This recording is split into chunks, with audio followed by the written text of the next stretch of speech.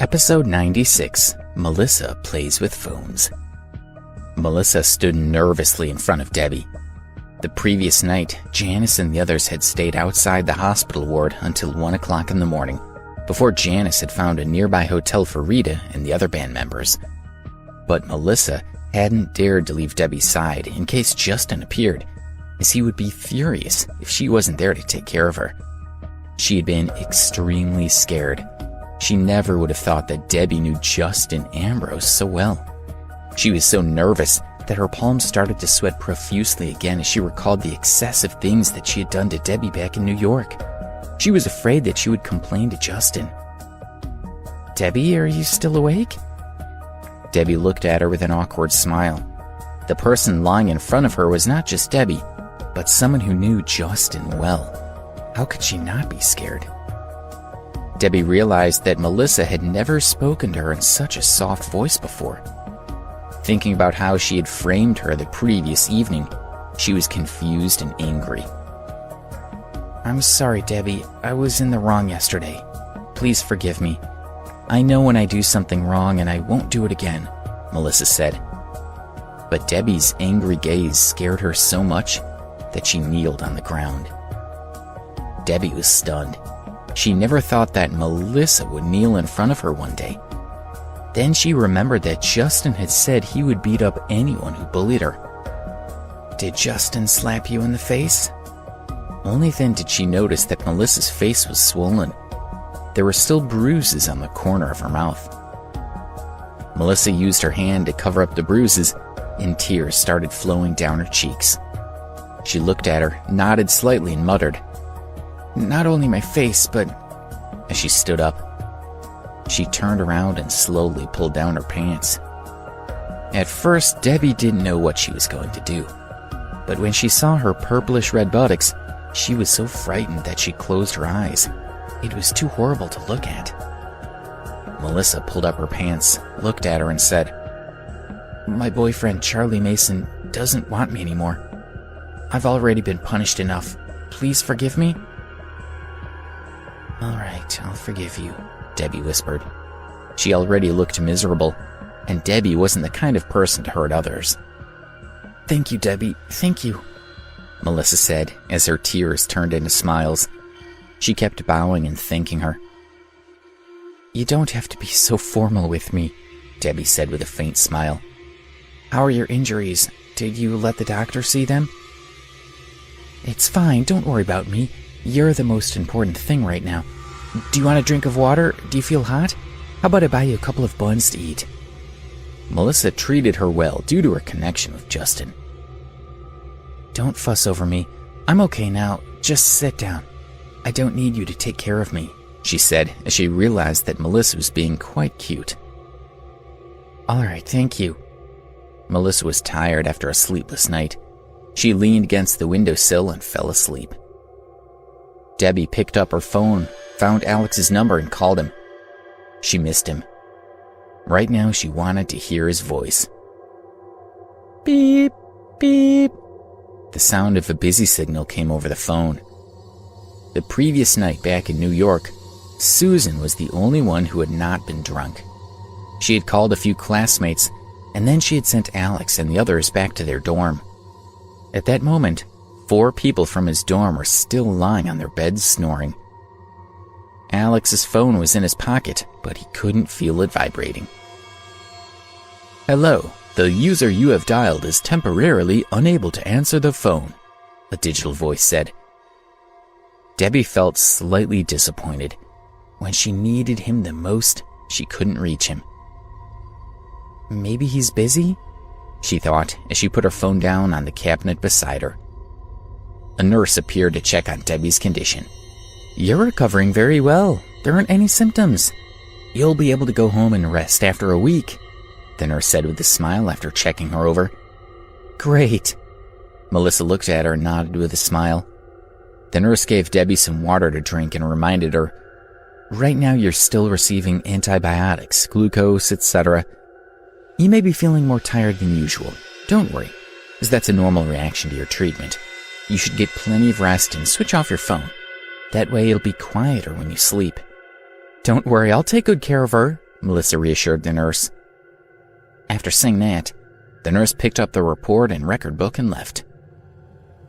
Debbie, listen to the nurse and get a good night's sleep. I'll be watching over you from over there by the window, Melissa said while standing beside the bed smiling at her. Debbie nodded slightly and closed her eyes. After a while, she fell asleep. Melissa was about to rest by the windowsill when Debbie's phone rang from its spot in the cabinet. Only then did Melissa remember that the nurse had told Debbie to turn it off. She picked up the phone and was about to turn it off, but she casually swiped it. The phone didn't have a locked screen, so she opened it easily.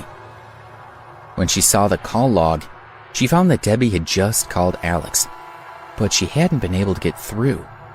Her mind started whirling. Debbie knew Justin, and Alex was Debbie's boyfriend. They both had the last name of Ambrose. Melissa suddenly realized that Alex was Justin's brother. Previously, she had been worried about what Justin would do to her, but she hadn't even thought about such a simple connection to Alex. She looked again at the phone, then she looked at Debbie, who was sleeping soundly on the bed. A trace of craftiness appeared in Melissa's eyes, and she came up with an idea. She took out her phone and turned her back to Debbie in case she happened to wake up.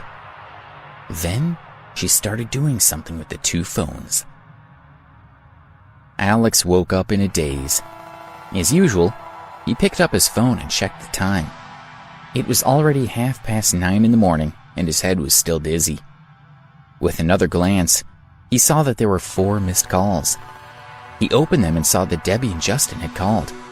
He halfway sobered up at the sight of Debbie's name and called her right away. Alex. His name appeared on the screen. Melissa was shocked and muted the phone. She kept the phone on until the name disappeared. What's going on? Alex wondered. Why isn't she answering my call? He was about to try again when a text message appeared. I'm busy right now, so I'll call you later. He stopped when he saw the message. He imagined there were still a lot of things she needed to do for the Chicago talent show. Why did Justin think of calling me? He thought for a while and called him back. Justin's phone lit up under the artificial lake where he had thrown it in anger the day before. Of course, no one would be able to pick it up. Alex tried 3 times, but nobody answered. Although he was a little suspicious, he had no other choice but to give it up. This brat must have gone crazy somewhere again, he thought. He put his phone in his pocket and went to the bathroom to wash up. His head still felt dizzy after drinking all night, even though he had splashed cold water on his face. He walked out of the dorm and decided to have a bite to eat on the street to help clear his head. Walking from the dorm to the campus gate and breathing in the fresh air, he started feeling a bit better. Hello, Alex. A beautiful lady walked over as he was about to step out of the gate. It was Kelly Phillips. She waved at him with a sweet smile. Looking at Kelly, his heart moved. He realized that he was happy to see her again.